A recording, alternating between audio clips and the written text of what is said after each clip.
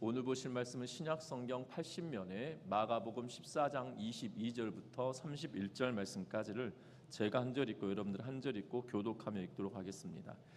그들이 먹을 때에 예수께서 떡을 가지사 축복하시고 떼어 제자들에게 주시며 이르시되 받으라 이것은 내 몸이니라 하시고 또 잔을 가지사 감사기도 하시고 그들에게 주시니 다 이를 마시매 이르시되 이것은 많은 사람을 위하여 흘리는 나의 피 곧 언약의 피니라.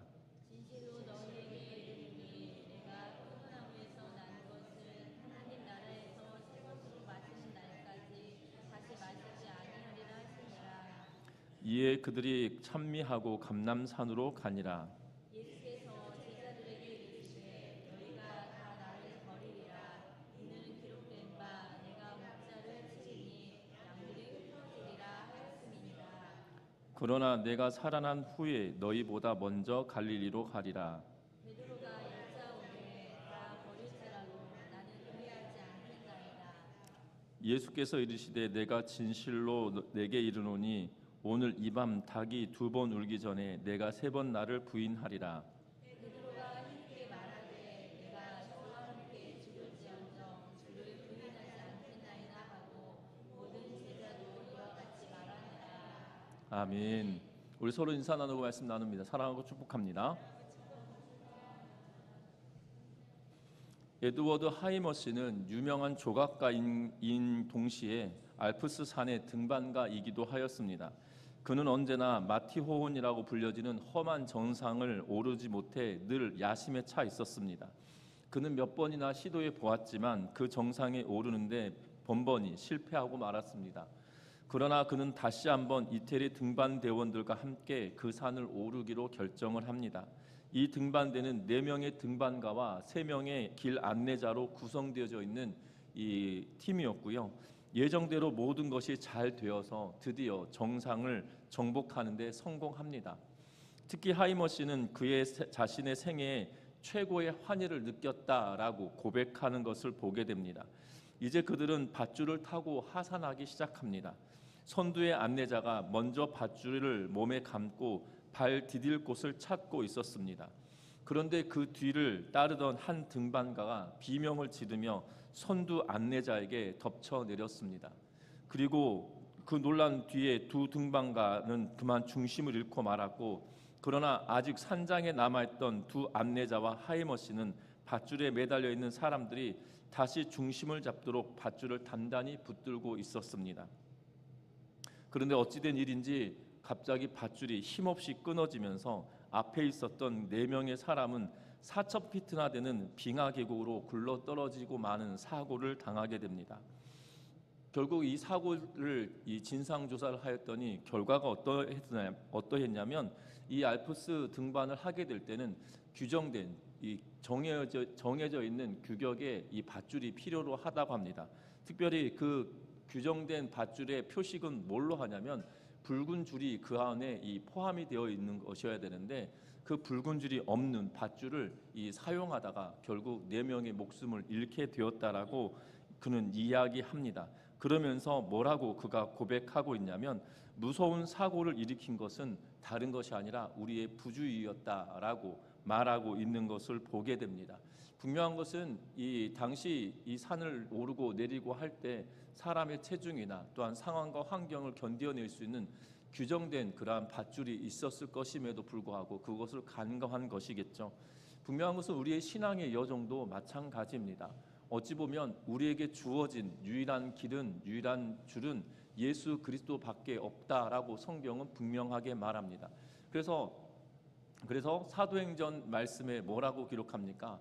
예수 이름 외에 우리에게 구원을 위하여 주신 이름이 없다라고 말씀하고 있는 그러한 모습을 보게 되죠. 세상의 사람들은 구원의 방식을 다른 이름이 있다라고 말하지만 성경은 그렇게 말하고 있지 않다는 겁니다. 저와 여러분들이 예수 그리스도의 탄생을 준비하며 성탄절을 맞이해 가고 있는 과정에 있는데요. 분명한 것은 우리의 생명줄 대신 예수 그리스도가 우리의 유일한 구원자이시다는 사실들을 기억하며 믿음으로 나아가는 은혜가 있기를 주의 이름으로 부탁드립니다.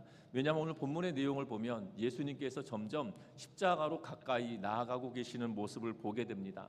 오늘 읽었던 이 본문은 예수님께서 마지막 만찬을 하시던 중 예수님께서 제자들과 더불어 말씀을 나누고 있는 내용을 기록하고 있는 것을 보게 되죠. 우리는 이것을 두고 최후의 만찬이다, 마지막 만찬이다 라고 말씀하며 이 예수님께서 제자들과 더불어 유월절 만찬을 하시고 있는 내용들을 이야기합니다. 본문의 말씀을 통해서 예수님은 십자가로 나아가는 새 길을 열고 계시는데 이 상황에 어떤 길들이 열리고 있는지를 살펴보면서 저와 여러분들이 예수 그리스도의 십자가 길을 다시 한번 걸어내는 우리의 삶이 되어지시기를 주의 이름으로 부탁드립니다. 먼저 오늘 본문의 22절부터 26절 말씀까지는 예수님께서 제자들과 더불어 만찬을 하시는 그러한 내용을 말하고 있는 것을 보게 되죠. 특별히 예수님의 만찬을 예수님은 무엇을 이야기하고 있냐면 죽음의 길로 나아가는 것이다. 죽음의 길로 나아가는 이 신학적인 해설을 하고 계시는 그러한 모습을 보게 됩니다. 신학적인 해석이다라고 표현을 썼기 때문에 어렵게 느껴질 수 있겠지만 그게 아니라 예수님께서 이 마지막 유월절 만찬을 하심으로 제자들에게 어떻게 구원의 길에 이르게 되는지를 설명하고 있는 그러한 모습을 보게 되죠. 예수님은 실제로 제자들과 더불어 이 유월절 만찬을 행하고 계시는 것을 보게 됩니다. 특별히 유월절이라고 하는 이 절기는 이 하나님께서 이스라엘 백성들을 출애굽시키기 전 이 애굽의 장자들을 다 죽임 당하게 되어질 때 이 이스라엘 백성들에게 명령하신 것은 뭐냐면 짐승 어린 양의 피로 문설주와 임방에 바르고 그리고 하나님의 죽음의 사자가 그 땅에 임하였을 때 그 피를 보고 넘어갔다고 하여서 유월절 절기를 지키게 되어지는 것이거든요. 결국 죄와 사망의 권세 또한 애굽의 권세에서 이스라엘 백성들이 구출하게 되어지고 구원받게 되었던 결정적인 사건이 바로 유월절의 사건이다라는 겁니다. 유월절의 사건이 그들에게 있지 않았다라면 애굽의 사람들이 이스라엘 백성들을 애굽에서 추방하듯이 그리고 그들이 가지고 있던 수많은 보석들과 금은과 보석들 그리고 옷가지들을 그들에게 내어주며 제발 나가달라고 하는 그러한 모양새로 이스라엘 백성들을 내쫓듯이 보내고 있는 그러한 모습을 보게 되죠. 하나님의 이 유월절에 은혜가 있지 않았다면 그들에게 없었을 것입니다. 그러면서 이 유월절 절기에 그 유월절을 지키는 절기에 그들이 먹는 음식은 뭐냐면 어린 양을 잡고 그리고 무교병을 먹고 그리고 포도주를 먹고 쓴 이 나무를 먹게 되어지는 그 과정들을 지키게 되어지죠. 분명한 것은 그 절기에 지켰던 음식을 먹었던 규례들을 예수님께서 다시 한번 이야기하며 그것에 새로운 의미를 부여하고 있는 모습을 보게 되어집니다. 분명한 것은 이 유월절 절기를 지킬 때 그의 가장이 이 포도주 잔을 들고 그리고 떡을 떼며 이 유월절이 어떻게 거행하게 되었는지를 설명하게 하고 있는 모습들을 보게 됩니다. 그래서 절기를 지킬 때 우리가 왜 이 유월절 절기를 지킵니까? 라고 묻는 자녀들의 이야기에 부모는 그것을 성실하게 답변해 주어야 될 의무가 있는 그러한 절기가 바로 이스라엘 백성들이 지켰던 절기들이라는 거죠. 그 중에 가장 우선되는 이 유월절은 그 설명을 잘하며 만찬을 해야 되는 그러한 식사의 문화가 그들에게 있었다라는 사실입니다. 우리로 따져본다라면 새해 첫날 설날 아침에 뭘 먹습니까? 떡국 먹잖아요. 저 어렸을 때 어른들이 꼭 그러셨어요. 떡국 한 그릇 먹으면 한 살 먹는다. 그래가지고 이 8살, 9살 때는 뭐 3그릇 먹었다고 해가지고 왜냐하면 사촌 형이나 다른 형제들보다 꼭 나이를 더 먹고 싶은 그래서 형들이 맨날 괴롭히고 그러면 내가 한번 괴롭혀 보겠다는 그 심산으로 떡국을 그 형들보다 몇 배를 더 먹었던 그 기억이 있습니다. 그런데 그 어른들 꼭 그러셨어요. 떡국을 먹으면 한 살 더 먹는다고. 그렇게 가르쳐주면 안 되는 거 아니겠습니까? 떡국을 한 그릇 더 먹는다고 나이 더 먹는 게 아니라 그냥 한 살을 더 먹었다라고 이야기해야 되는데 그 떡국을 더 먹었다고 형한테 덤볐다가 엄청 혼났던 그랬던 기억도 있고요. 우리 명절에 이 떡국을 먹게 되는 그러한 풍습이 있듯이 이스라엘 백성들에게도 이 음식을 나누며 절기를 지키게 한다라는 사실입니다. 그 예수님의 유월절 절기 식사를 통하여서 예수님께서 새로운 이 구원의 길을 열어가고 계시는데 예수님께서는 먼저 이렇게 이야기하십니다. 우리 22절 말씀 다시 한번 같이 읽어봅니다. 그들이 먹을 때에 예수께서 떡을 가시사 축복하시고 떼어 제자들에게 주시며 이르시되 받으라 이것은 내 몸이니라 하시고 아멘. 오늘 본문의 말씀을 통해서 보면 예수님께서 유월절 만찬을 하시며 무교병을 나누고 계시는 모습을 보게 됩니다. 떡을 가지고 축복하시고 그 떡을 떼어서 제자들에게 나누시며 이것을 받아라 이것은 내 몸이다 라고 말씀하고 계시는 그러한 모습을 보게 된다는 겁니다. 여러분들 이 떡은 이 무교병을 가지고 나눠서 먹고 있는 그러한 모습인데 그것을 예수님께서 어떠한 의미로 지금 다루고 계시냐면 결국 이 예수 그리스도께서 죽으심으로 말미암아 떡이 찢어지듯이 살이 찢기는 상황을 연상시키며 예수님께서 제자들에게 말씀하고 있는 모습을 보게 됩니다. 우리는 성찬식을 할 때 준비되어진 전병을 가지고 나누게 되어지지만 사실 이 유월절 절기에 맞춰서 만찬 형식으로 성찬식을 한다라면 무교병, 다시 말하면 부풀어지지 않은 떡을 가지고 떼고 서로 나누어 먹는 것이 본래 습관이지만 그런 절차들이 생략되어져 있죠. 왜냐하면 시간적인 이유가 있을 뿐만 아니라 또 어떤 분은 더 많이 떼고 어떤 분은 적게 떼고 하다 보면 제대로 성찬식이 거행되지 못할 수 있는 위험이 있기 때문에 정해진 정량이나 정해진 양을 가지고 서로 나누게 되어지는 모습을 봅니다. 분명한 것은 이 떡을 찢을 때 예수님의 몸이 찢기듯 그 상황을 지금 설명하며 이것이 내 몸이다라고 하며 예수님께서 제자들에게 말씀해주고 있는 모습을 보게 된다는 겁니다. 여러분들 그도 그럴 것이 이 과거에는 식빵을 먹으면 이렇게 다 잘라져 있는 식빵들이 있었지만 어느 시대쯤 돼가지고 밤식빵이라고 해서 식빵을 통째로 찢어 먹는 그런 적 있잖아. 그게 지금도 그렇게 먹지 않습니까? 그것처럼 여러분들 찢을 때 그 마치 찢기는 모습이 부풀려진 떡이긴 하지만 빵이긴 하지만 그 찢겨지는 모습이 살이 찢긴 것과 다르지 않다는 거죠. 여러분들 잘 듣지 않은 칼로 고기를 썰 때 이 고기들이 결대로 찢어지지 않고 지 맘대로 찢어지는 모습과 똑같은 유사한 모습을 보게 되죠. 여러분들 지금 예수님께서 뭘 말씀하시냐면 떡을 찢으며 떡을 떼시며 제자들에게 이것이 내 몸이다 라고 하며 새로운 구원의 길을 열고 계시는 모습을 보게 된다는 겁니다. 저와 여러분들이 바로 이 예수 그리스도를 통해서만 구원의 이름을 우리에게 눈으로 상징적으로 보여주고 있다는 사실이에요. 왜냐하면 예수님께서 십자가의 죽으심은 살과 피를 다 내어주신 그러한 사건이기 때문입니다. 예수께서 이 땅에 오셔서 십자가를 지시는 이유가 다른 것이 아닙니다. 사람의 죄는 사람의 피값으로 치를 수밖에 없지만 구약의 제사법은 사람의 피값으로 대신하는 것이 아니라 짐승을 잡아 사람의 피를 대신하게 하였기에 그 짐승의 피는 그 유효기간이 있는 거예요. 민족적으로 보면 1년에 단 한 차례 유효기간이 되어진다라면 개인적으로는 그가 범죄한 것을 하나님께 아뢰고 제사를 지내고 난 이후에 그 다음에 범죄한 것이 생각나고 드러나기 시작했을 때 또다시 하나님께 회개하며 짐승을 잡는 유효기간이 다음번 제사 때까지밖에 되지 않는 그러한 상황이 되어졌다는 거죠. 그러나 사람의 피값은 사람의 죄값은 사람의 피로 받아야 하기에 흠없으신 그 하나님이 인간의 몸을 입고 이 땅에 태어나셔서 인간의 생사고락을 다 경험하시고 그리고 참된 인간의 모습으로 십자가를 지심으로 인간의 죄의 문제를 단번에 해결하신 그러한 사건이 바로 십자가 사건입니다. 그 길을 열어가기 위하여 예수님이 살이 찢기듯 몸이 찢기듯 예수님께서 십자가를 지심을 우리에게 말씀하며 말하고 있다라는 사실이에요. 뿐만 아닙니다. 오늘 성경의 말씀에 보면 24절 말씀 같이 한번 읽어봅니다. 24절의 말씀입니다. 이르시되 이것은 많은 사람을 위하여 흘리는 나의 피 곧 언약의 피니라. 아멘. 예수님께서 피를 흘리시며 포도주를 잔을 드시며 감사기도 하시고 제자들에게 말씀하시는 거 뭐냐면 많은 사람들을 위하여 흘리는 나의 피다라고 말합니다.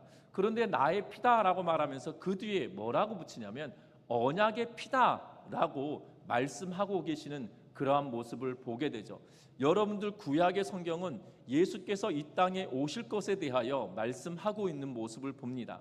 예수님께서 이 땅에 오심은 다른 이유로 오신 것이 아니세요.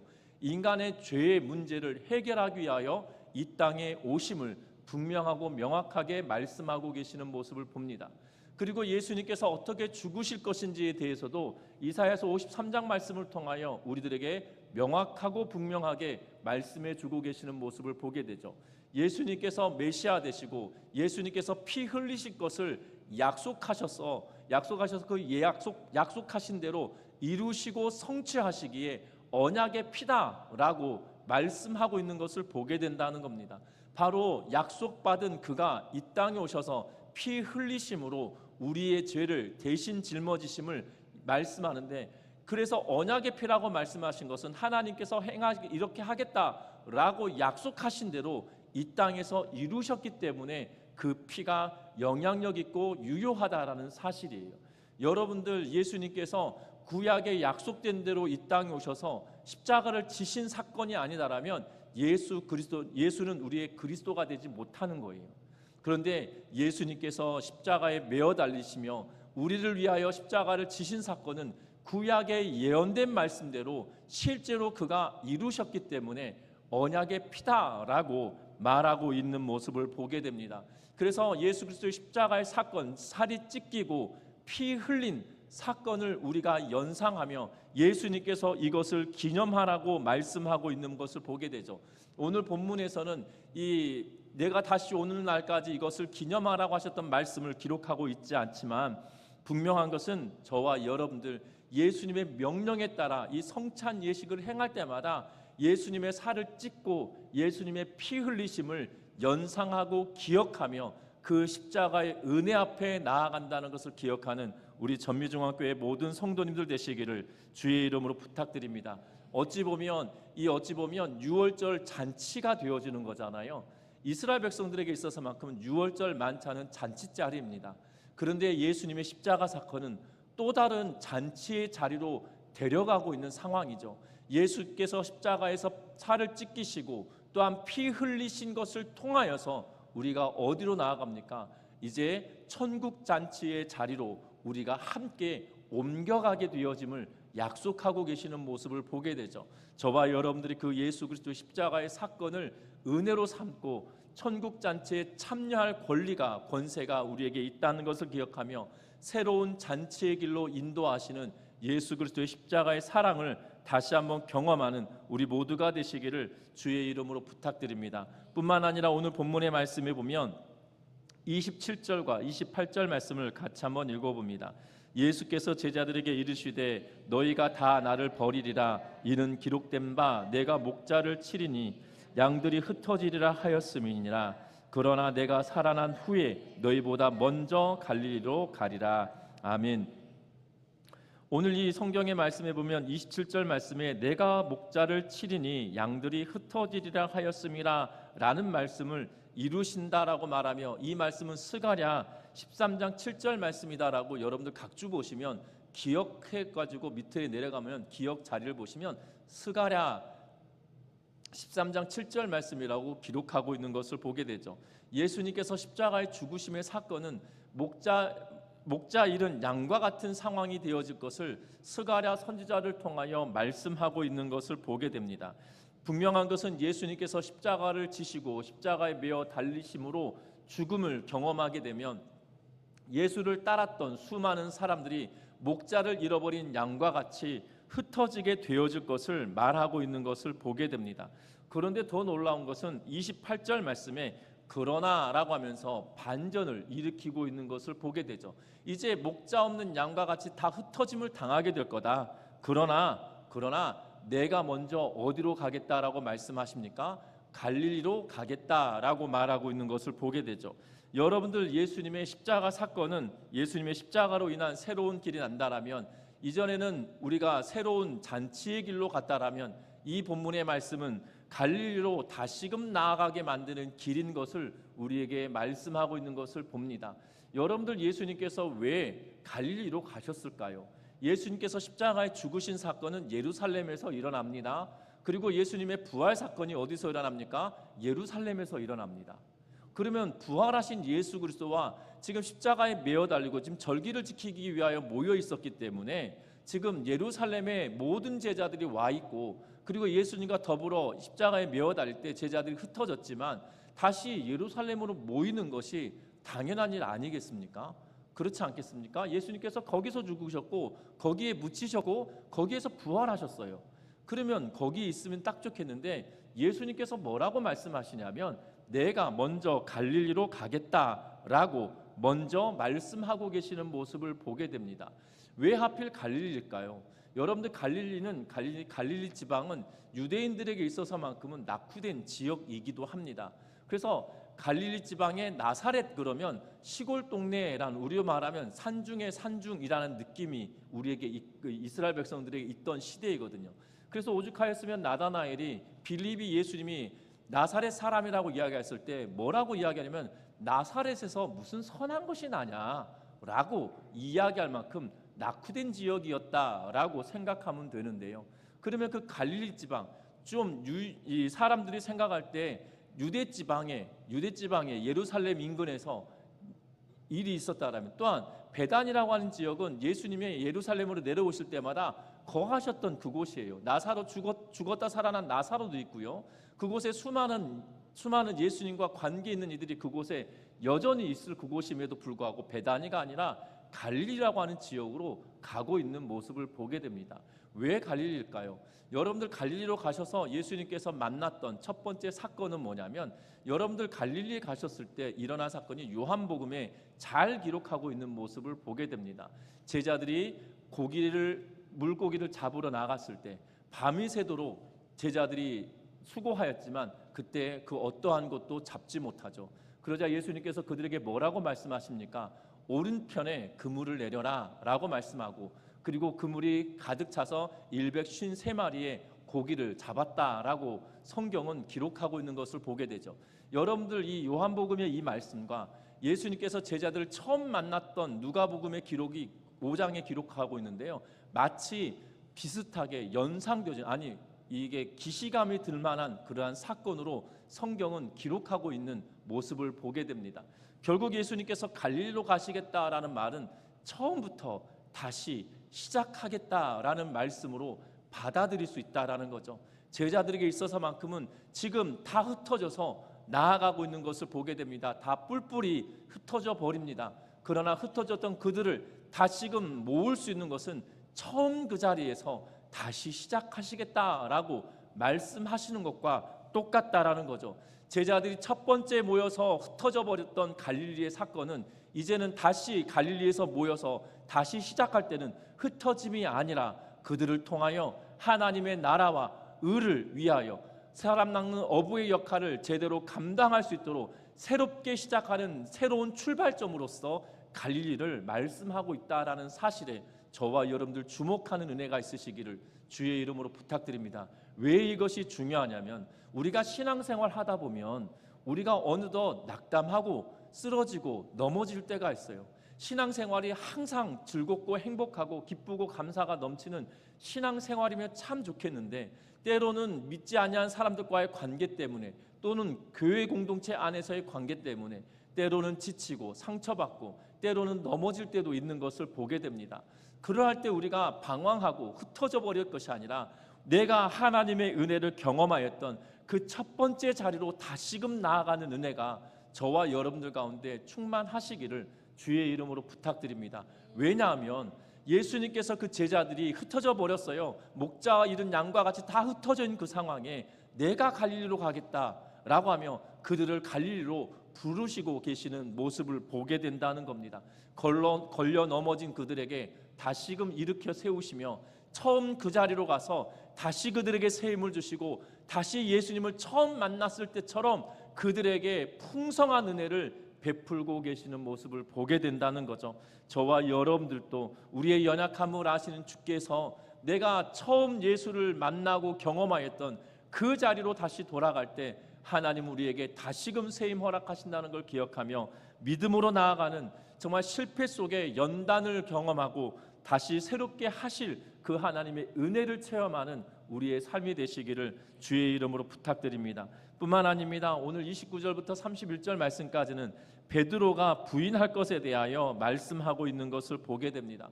어찌 보면 베드로가 배신의 길로 나아가고 있는데 예수님께서는 이 베드로를 통하여서 무엇을 우리에게 말씀하고 있느냐? 오만과 교만을 버리게 하는 그 길로 나아가게 만들고 있는 모습을 보게 되죠. 베드로가 항변합니다. 예수님께 뭐라고 이야기하냐면 모두가 버린다 할지라도 나는 그렇게 하지 않겠습니다 라고 말하고 있는 것을 보게 되죠. 목자 잃은 양과 같이 다 흩어질 것이다 라는 말씀에 베드로는 다 버린다 할지라도 나는 예수님 끝까지 쫓아가겠습니다 라고 고백하고 있는 것을 보게 된다는 겁니다.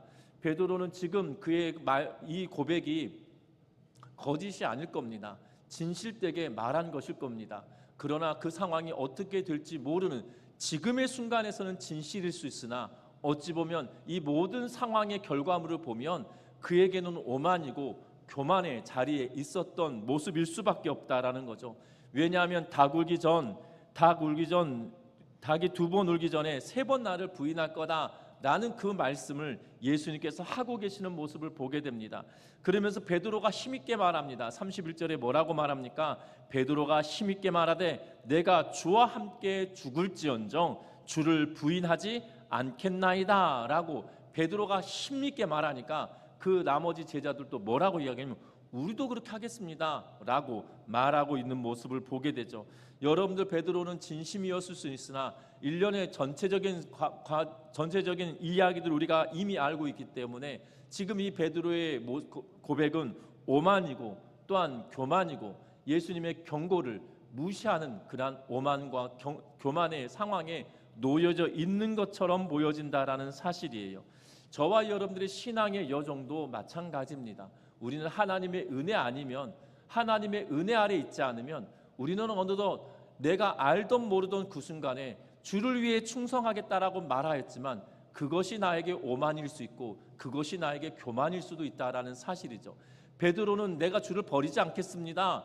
내가 죽더라도 주와 함께 죽겠습니다 라고 고백함은 그의 진심이고 참된 고백이었겠지만 전체적인 이야기를 통해서 본다라면 아니었다는 거죠. 우리가 지금 고백하고 충성되게 일하겠다라고 주께 고백한다 할지라도 우리가 교만과 오만의 자리에 서 있을 수 있다는 사실들을 기억하면서 저와 여러분들이 날마다 주의 은혜를 사모하며 나도 넘어질 수 있기에 하나님 내가 넘어지지 아니하도록 나를 붙잡아 주십시오. 내가 쓰러질 수 있기에 하나님 나의 쓰러지지 아니하도록 나를 붙들어 주십시오 라고 하며 겸손히 주의 은혜를 사모하며 살아가는 우리의 모두의 삶이 되어지시기를 주의 이름으로 부탁드립니다. 그래서 이 땅의 삶을 살아갈 때 그리스도인들은 장담할 수 없습니다.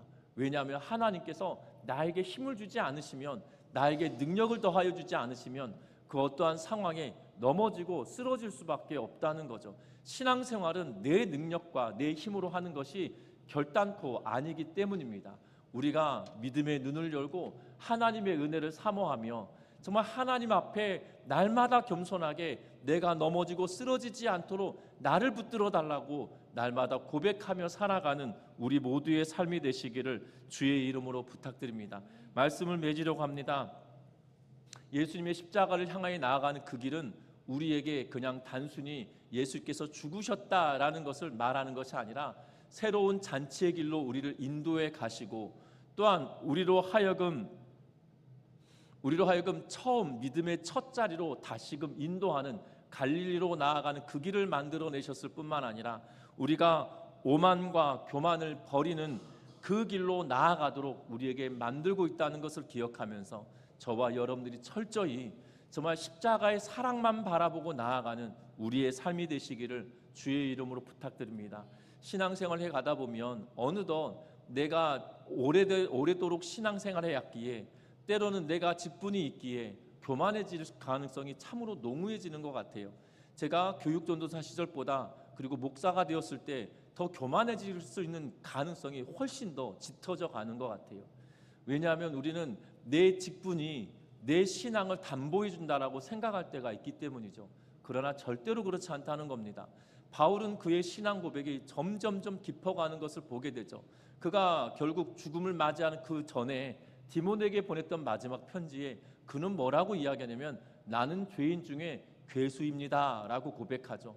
그가 죄인 중에 괴수라고 고백하는 것은 그가 신앙생활하며 예수 그리스도와 동행하는 삶의 끝자리에 갔을 때는 정말 내 인생이 하나님의 은혜 아니고서는 아무것도 아니었구나라고 고백하는 참된 고백이었기 때문입니다. 저와 여러분들의 신앙의 고백이 정말 어제보다 오늘 더 깊은 하나님의 은혜 속에 살아내므로 바울과 같은 내가 하나님의 은혜 아니고서는 살아낼 수 없습니다라는 고백이 날마다 우리의 삶 속에서 고백되어진 은혜를 누리며 살아가는 우리 모두의 삶이 되시기를 주의 이름으로 부탁드립니다. 기도합니다.